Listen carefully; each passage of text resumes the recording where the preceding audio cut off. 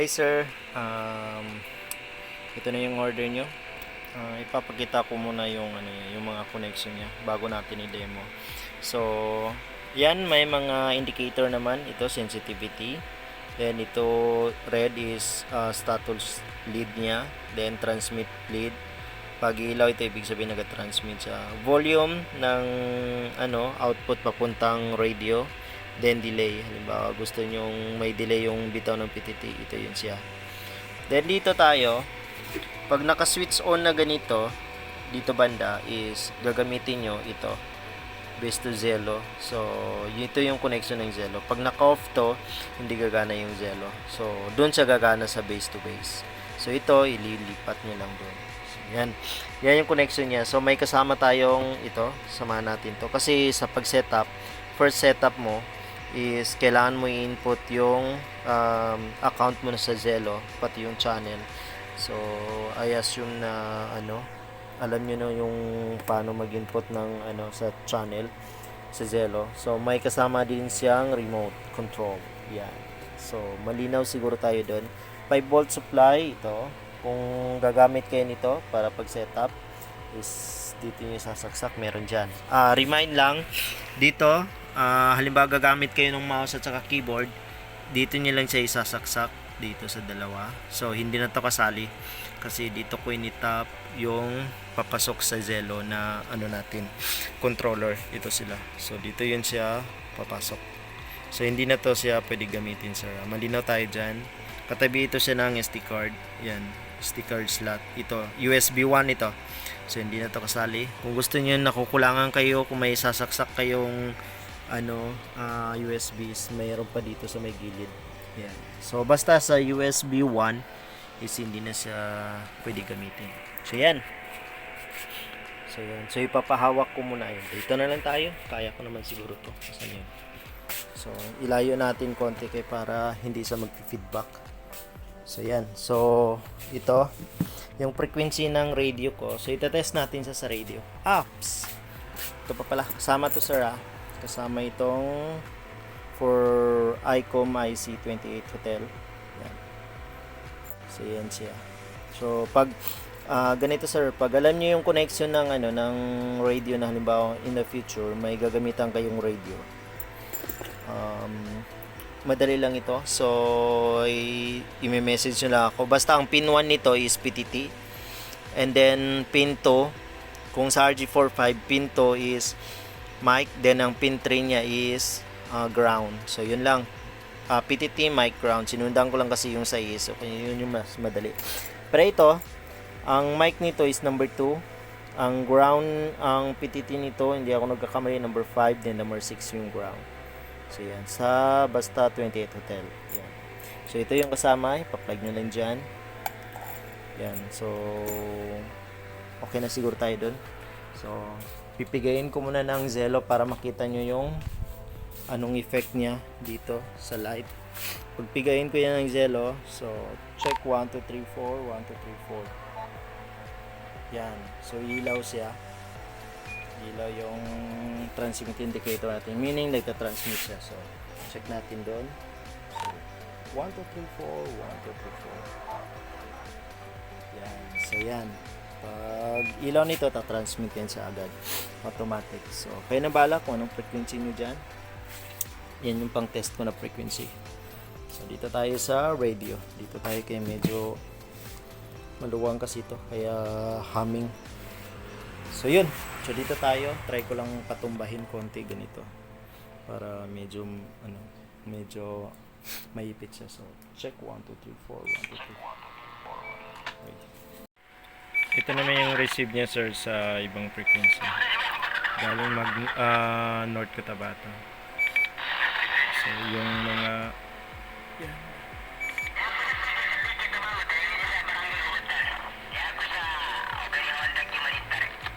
So yan.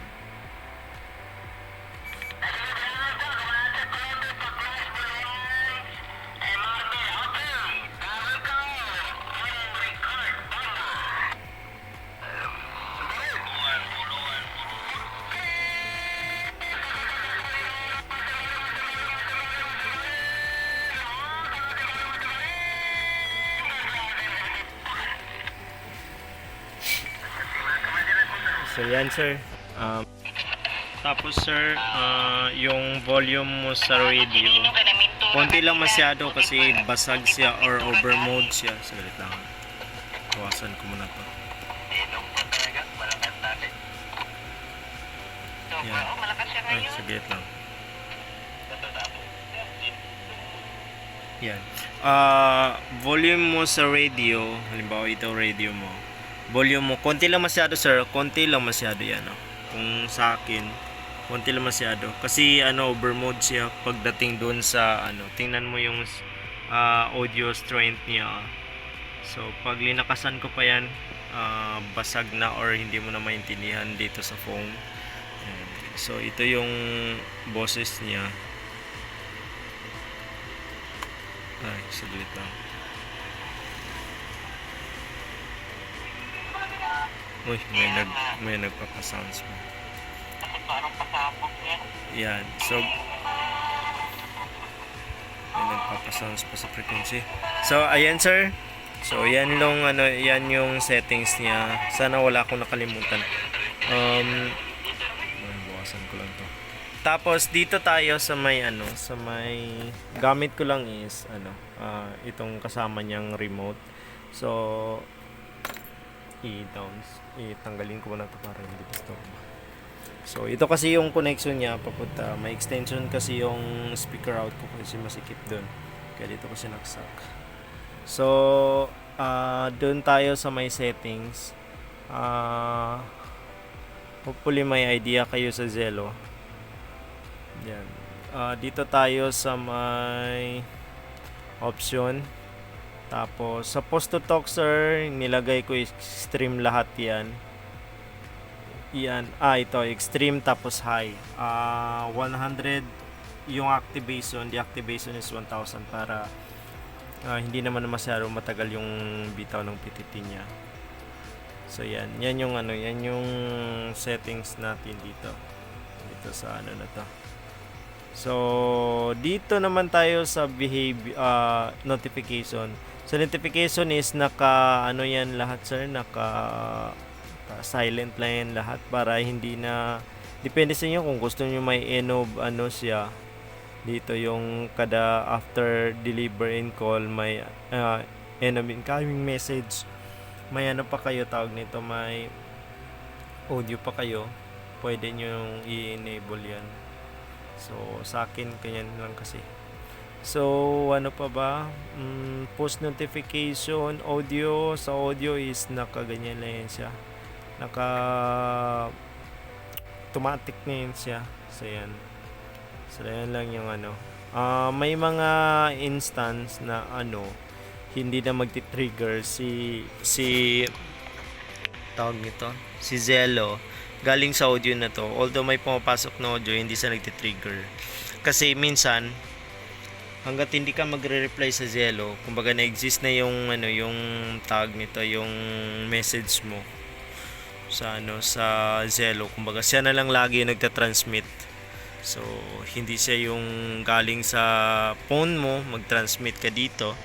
So, kaya hindi siya minsan hindi na siya nagti-trigger. So kailangan mo pumitik sa may sa may phone mo para may makapasok naman na audio dito. Hindi lang siya yung nagta-transmit galing sa radio pa transmit niya. So yun yung yun yung problema kay Zello. So hopefully sa incoming na update nila mawala yun. Unlimited. Nilagay ko dun sa channel, halimbawa ikaw yung ng channel, ikaw yung owner ng channel o may gawa ng channel, i-0-0 mo na lahat, 0 seconds yung yung interruption at saka yung isa pang message, 0 seconds mo lang yun, makikita yun sa dito kung ito yung channel mo dito i-edit mo lang siya yan, makikita yan dito. Hindi kasi ito ang gumawa ng channel. Isa pa sir is ila-log out ko to yung mga account dito para mapasok mo yung account mo dito sa So yan lang kasi yung pang testing ko. Kung gusto mo i-message, pwede dito sa channel. Open to yung channel na to, pang testing ko to sa lahat ng mga order. So ito lang siguro, ila-log out ko lang ito, sign out ko lang. So para makapasok ka. Doon sa channel naman, so ito ipakita ko na lang muna. Hindi kasi ako maka-screen record. Dito tayo sa may channel. Diyan, channel. So, yan yung channel ko. So, add channel ka lang. Pag nakalagin ka na dito, add channel ka lang. So, ikaw na kung pwede ka mag-create ng channel, your own channel yan, no? Create. Yan. Pwede ka mag-create, pwede private. Lagyan mo ng password. Depende sa'yo. Pero, mas maganda pag dito ka mag-create sa may, sa may dito. Siya yung mag-create ng channel para siya yung center mismo. Depende na din sa iyo kung saan mo mas hiyang. Pwede sa phone din, i-add mo lang dito. So, pag dito na i-accept mo lang dun sa sa channel, sa may notification naman siya para i-accept. So, yan lang siguro. So, ilalagout ko na to. Usapan natin sir, pag hindi siya gumana, pwede nyo i-return. Yan nyo lang, i-return refund nyo. Wag mo lang sanang gasgasan sir, itong setup natin. Kasi marami naghihintay, nakulangan ako ng naubusan ako agad ng stock. Yung 6 na isa na lang natira. So yan, good naman yung kanila. Wala pa naman ako nakukuhang feedback na bad feedback. So any question, saan na ba yun? Any question regarding dito? Yung message nyo ako para kayo matawag nito, ma-assist ko kayo. Option muna natin. Paano ba ito? Wala. So try ko daw mag-login. We're signing in agad. So try natin. So kasi re-remove ko lang ito. Itong pwede sir kung sir, kung malapit man lang din sa nyo, sa router nyo, pwede wire na lang sir wire. May pagsasaksakan ng UTP cable dito sa likod. So i-wire nyo na lang para hindi kayo mahirapan doon sa pag-connect. Yun. Sign out ko lang to. Sign out. Yan. So oops, ulitin natin. So, kailangan matanggal yung yung para hindi kayo doon i-clear ko na lang doon sa settings. So dito ulitin ko dito, ilagay niyo lang ang password ng wifi nyo.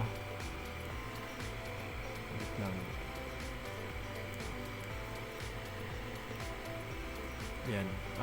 Yan kasi kung gusto niyo naka wifi, pwede nyo wifi. Yan, network lang. So good na yan siya.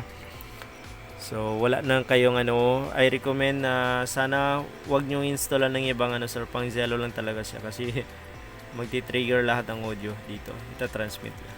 So yan lang siguro sir. Any question, clarification, message nyo ko.